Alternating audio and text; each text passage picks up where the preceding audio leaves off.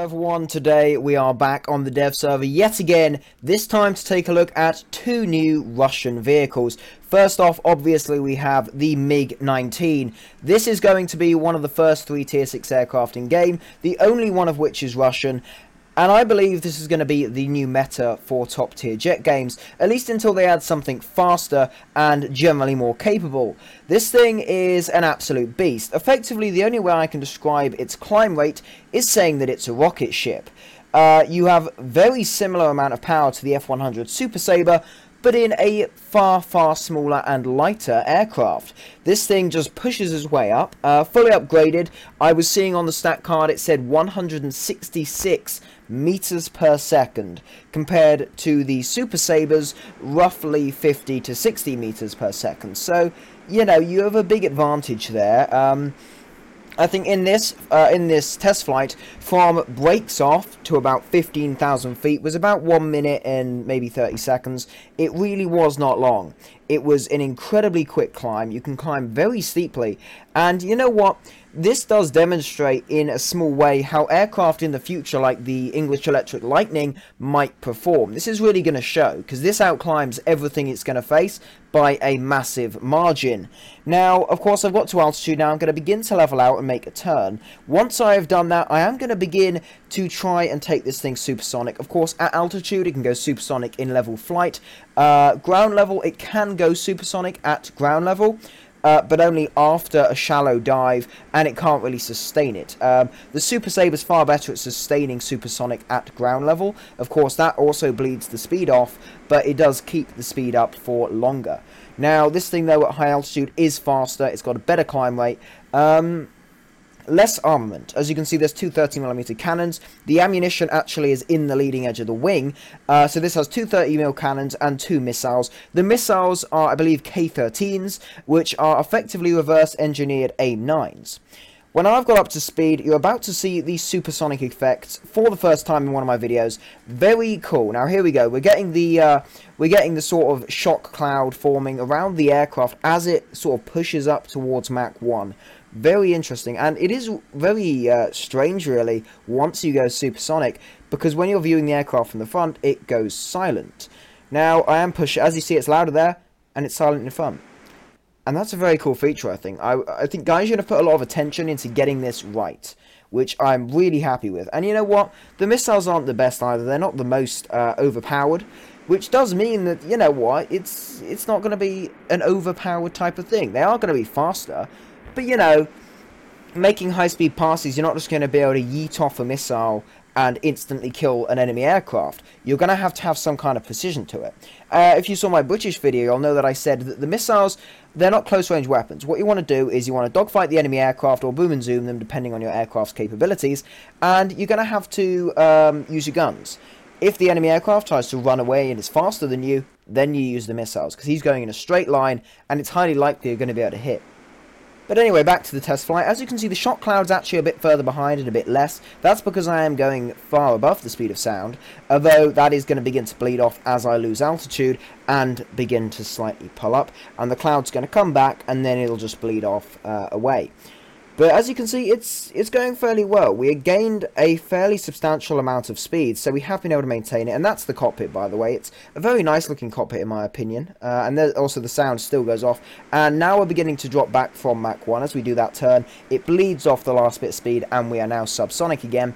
And I'm moving into this Sabre. Now, first off, these missiles, obviously, as I said, not the most accurate. If the enemy aircraft makes even a small turn, the missile might not hit. They're not exactly that reliable, I would say. They're fairly unreliable missiles on the whole, which can be a tiny bit annoying. Anyway, though, still moving in. Just getting closer, really. Now, if you haven't seen my previous video on the British vehicles with the Javelin, I'll just briefly, for those people who haven't, explain how the missiles work. First off, you click the button to lock the target. That will have this aiming reticle come up. That will aim on the target, keep it within the circle. It'll flash, and once it goes red, that's when it's captured the heat signature. Once it's done that, you can fire the missile, and then it should theoretically at least try to hit the target, which doesn't always happen, as you saw there. The missiles, they're not maneuverable. They are straight line speed, and that's why I said you want to do it against enemy targets that are going in a straight line. And there you go, there's the Sabre.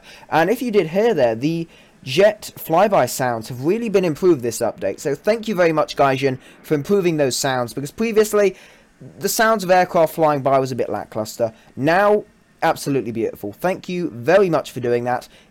It's very nice to see that this is being developed.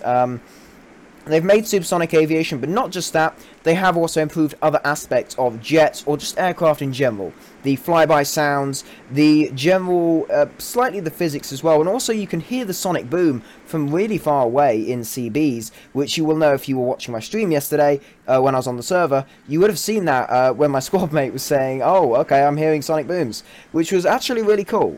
Really nice detail, so thank you, Gaijin, for making this work. And you know what? For all the fuss that was made about supersonic jets, they are not overpowered. At least these ones, against... They'll obviously be faster, but they're not going to insta-kill everything. They're not going to be that overpowered, in my opinion. And you know what? The MiG-19, I think, going by performance and flying characteristics, this is going to be the best of the bunch. This is a very pleasant aircraft to fly. It's, like the MiG-15 and 17, really. It's very easy. It's, the F-100 has issues. It's very stally, very slippy, and there's the guns, obviously, the 230mm. The ammo runs out very quickly, that's what I'll say. And also the sound design, on point. Beautiful sound design from Gaijin there on those guns. Very nice. Generally, I think Tier 6 jets, we just need to say thanks to Gaijin. It's something we've been wanting for a very long time, and they've actually thought, you know what, people want this, we need to get it right, let's work on it. And you know what? They've done a fantastic job from what we've seen on this first dev server. Of course, it is a dev server, so it is all up to change. But, you know, from what I've seen so far, I'm incredibly happy. There's a missile, and he's destroyed. See, enemy going in a straight line, not a problem. Now I'm going to head back to the airfield and try and do a landing. Not too difficult with this aircraft, really. It's fairly easy to fly. You know, the stall speed's not too bad once the flaps are down. It's actually a very usable aircraft. And I feel even someone fairly new to the game wouldn't have too many problems flying this. Not much, whatever. And I do really like how from the MiG-15 to the 17 to this, the tailplane, the wings, they all just keep getting angled further and further back. It's a really interesting design progression through the series of MiG fighters.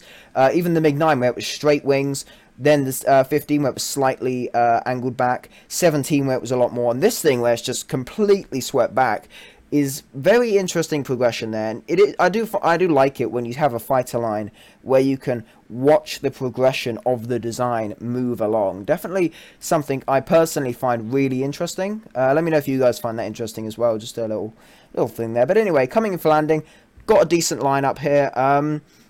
You know, the all-flying tail really helps with increased control at lower speeds, and also the wing fences as well, getting air over the ailerons. That helps to give it a lot more, a lot easier control at lower speeds, really. But there we go, I'm on the ground. So now that we've looked at this, definitely something I'm very much looking forward to. Let's move on to something that people have been asking for, like Tier 6 Aviation, for a very long time, especially since Tier 6 was released. This is going to be the T-72, and along with it comes a very humorous and also interesting little animation that's been added by Gaijin. So here is the tank. Now, Russian tanks, obviously, with any tank really, you fire your shot, you're going to want to discard the cartridge. And as you saw there, the shell cartridge was basically, the empty cartridge was fired out the back of the tank. Little door opens up and it shoots it out. And what I really love about this is they have physics as well. In a bit, I'll stop the tank and you'll see they actually can bounce off of stuff. And I just found that so funny. Yesterday on stream, me and my squad mate did try in a CB to basically play tennis with a cartridge. Didn't exactly work because tank guns don't actually seem to affect anything, which is a bit annoying. If they could, that would be so fun, just knocking tank shells either side. But still, this tank, very fun. T-72, fairly quick, decent armor, I would say. This is just generally not really going into the stats, but just to show you how the thing sort of performs at a base level. Currently, I am using the APFSDS shell. That's sort of the, I would say, the meta at top tier at the moment. That's the sort of shell that everyone uses. It's got decent range capabilities, decent penetration. As you saw there, the shell actually hit the back of the tank and spun off. So rather interesting animations there. Really props to Gaijin for detail. Just, I don't know many game companies that make games like this where they put in those little details. Definitely not World of Tanks, but you know what, I'm not going to get into that now. But there we go. All vehicles destroyed. the T-72 everyone. Thanks a lot for watching this video of the new Russian vehicles. Definitely something I'm very hyped for, especially the MiG-19 as I'm more of an aircraft person, but this as well is very interesting. If you did enjoy the video, please consider smashing the like button, maybe even subscribe to the channel. If you do, that would be massively appreciated. Thanks again for watching, and I'll see you in the next one.